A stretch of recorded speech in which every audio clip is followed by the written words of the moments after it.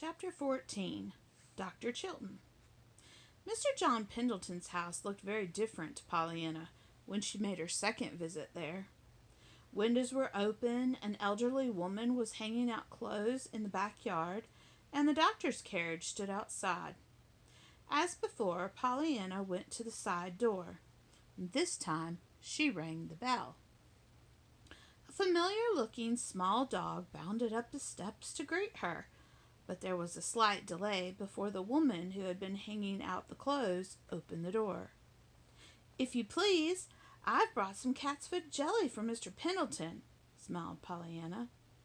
"Thank you," said the woman, reaching for the bowl. "Who shall I say sent it?" The doctor, coming into the hall at that moment, heard the woman's words and saw the disappointed look on Pollyanna's face, and he stepped quickly forward. "Ah, cat's foot jelly?" he asked. "That will be fine. Maybe you'd like to see our patient, huh?"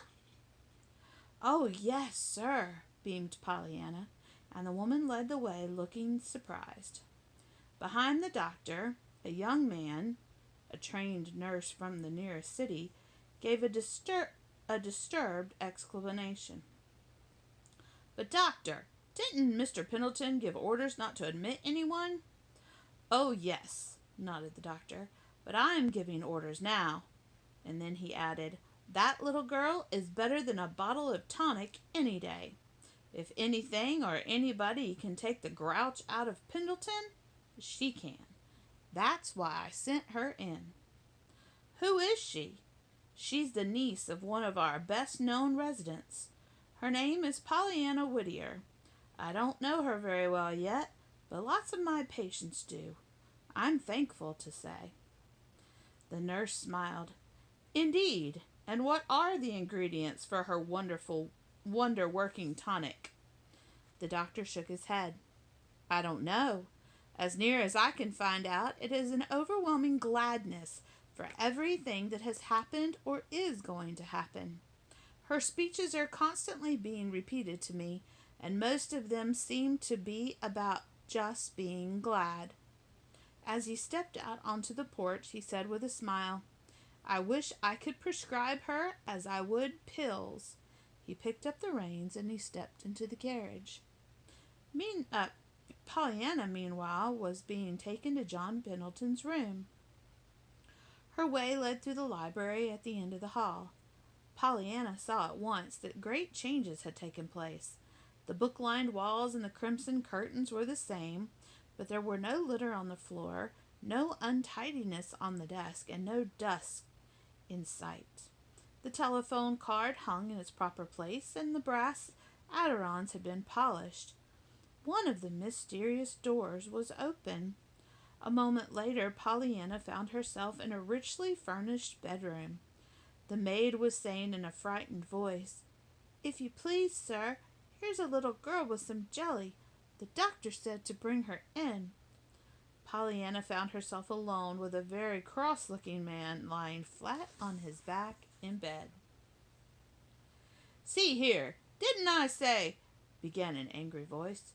"Oh, it's you!" it broke off as Pollyanna stepped toward the bed. "Yes, sir," smiled Pollyanna. "I'm so glad they let me in. I was afraid I wasn't going to see you at all. And then the doctor came and he said I might." In spite of himself, the man's lips twitched into a smile, but all he said was, "Hm." "And I've brought you some cat's foot jelly," said Pollyanna. "I hope you like it." "Never ate it." The scowl had come back to the man's face. For an instant, Pollyanna looked disappointed. She set the bowl of jelly down. "Didn't you? Well, if you didn't, then you can't know you don't like it, can you? I'm glad you haven't after all. Now, if you knew—" Yes, well, there's one thing I know all right, and that is that I'm flat on my back right here this minute, and that I'll have to stay here till doomsday, I guess." Pollyanna looked shocked. "Oh, no! It couldn't be till doomsday, when the angel Gabriel blows his trumpet, unless it should come quicker than we think it will. Oh, I know the Bible says it may come quicker than we think, but I don't think it will. That is, of course, I believe the Bible, But I mean, I don't think it will come as much quicker as it would if it should come now. And John Pendleton laughed suddenly. Aren't you getting a little mixed up? He asked. The little girl laughed. Maybe, but what I mean is that broken legs don't last forever. I should think you could be glad of that. Oh, I am, retorted the man grimly. And you only broke one. You can be glad it wasn't two. Pollyanna was warming to her task. Of course. So fortunate, sniffed the man. I suppose I might be glad I wasn't a centipede and didn't break 50. Pollyanna chuckled. Ha! That's the best yet, she cried. I know what a centipede is.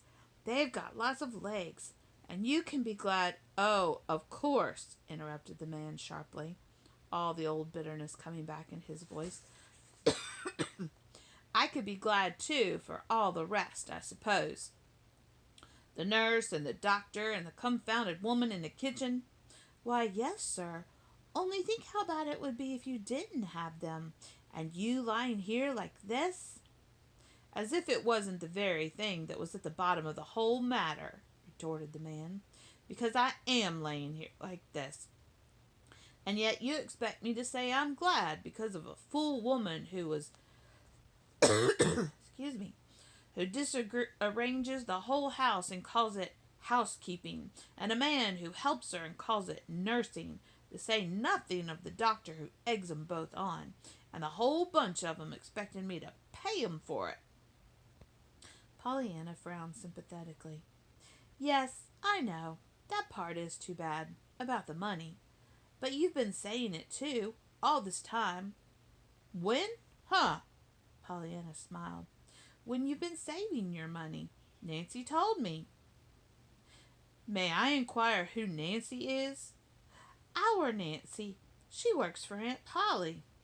Aunt Polly? Well, who is Aunt Polly? She's Miss Polly Harrington. I live with her.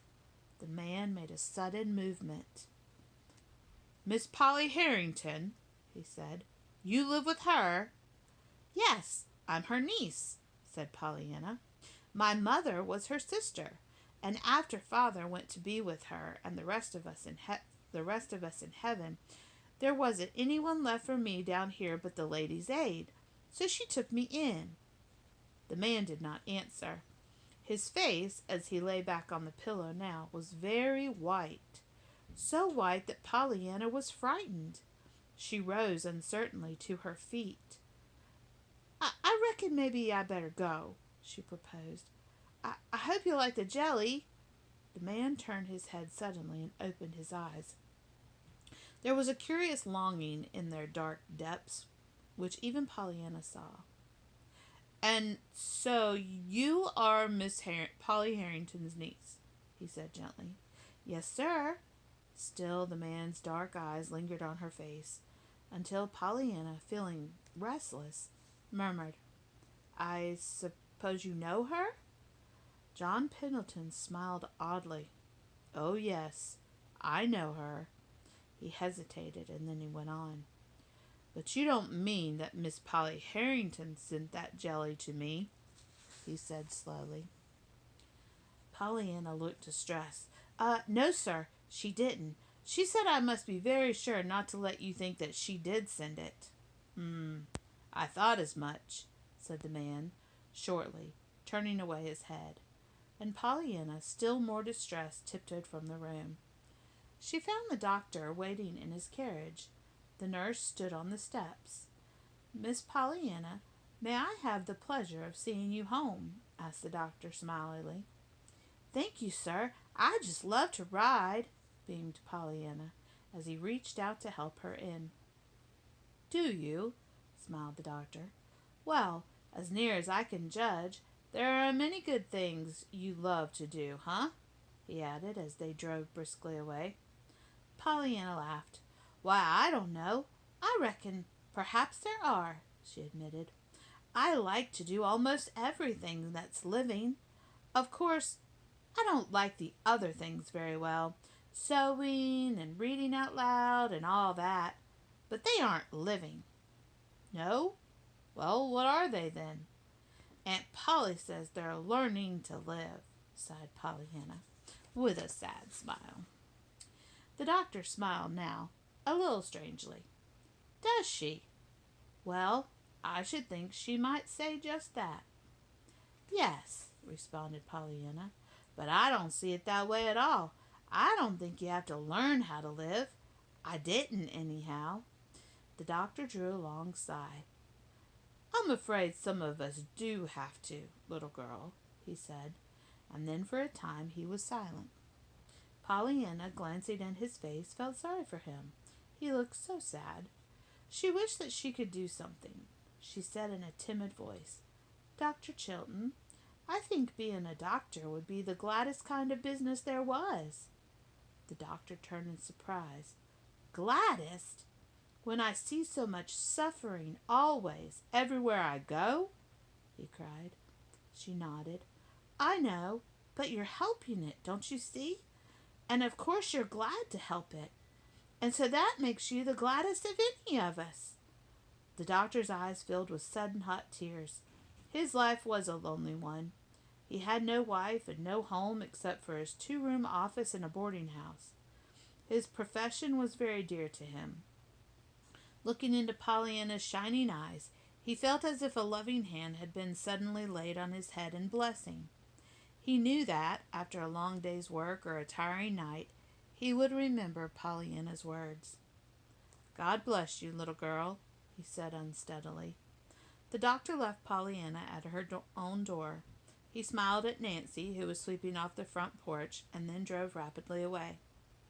Pollyanna found her aunt in the sitting room. Who was that man who drove into the yard, Pollyanna? Questioned the lady a little sharply. Why, Aunt Polly, that was Dr. Chilton. Don't you know him? Dr. Chilton? What was he doing here? He drove me home. Oh, and I gave the jelly to Mr. Pendleton. Miss Polly lifted her head quickly. Did he think I sent it? Oh, no, Aunt Polly. I told him you didn't. Miss Polly turned pink. You told him I didn't? Pollyanna opened her eyes wide at her aunt's voice. Why, Aunt Polly, you said to. Aunt Polly sighed. I said, Pollyanna, that I did not send it, and for you to be very sure that he did not think I did.